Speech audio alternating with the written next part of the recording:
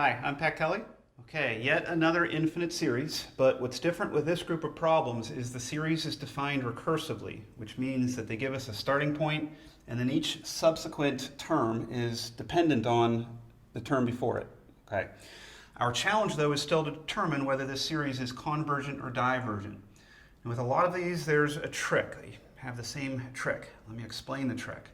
In order to determine convergence or divergence, as usual, you want to use one of our tests, but it's your choice which test.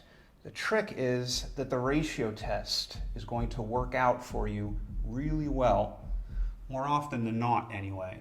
So let's try the ratio test with this one and see why it works so well.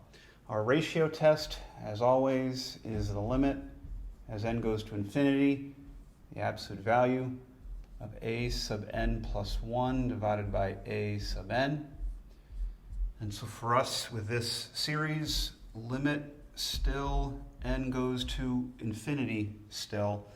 But for that numerator, they've given us a formula for a sub n plus 1. So I'm going to put that expression up here, 4n minus 1 divided by 3n plus 1 times a sub n.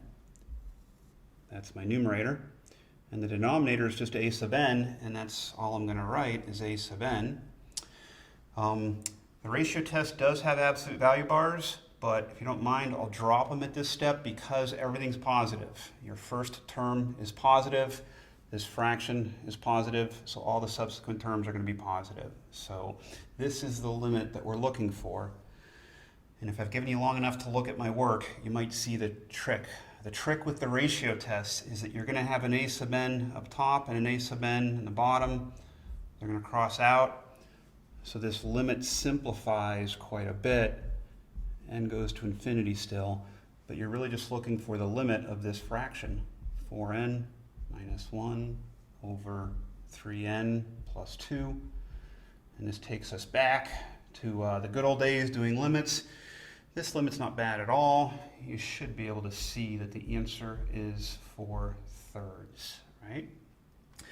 Okay, and then as always with our tests for convergence, divergence, it's a matter of interpreting your results. And the result here of a ratio test, you do all your work for the limit. You're trying to compare that to 1, your answer compared to 1. That's bigger than 1. And with the ratio test, the limit is bigger than 1. That means divergence. So because this limit we just did, as n goes to infinity, of the a sub n plus 1 over a sub n, because that limit is greater than 1, the given series diverges.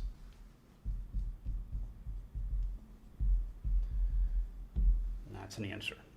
So for some of these other problems where the series is defined recursively, look for that multiplication by a sub n when they're defining what a sub n plus 1 is. When you see that, that's when the trick's going to work for you, that this ratio test is going to have a sub n's that cross out. Okay? Thanks, and I hope that helped.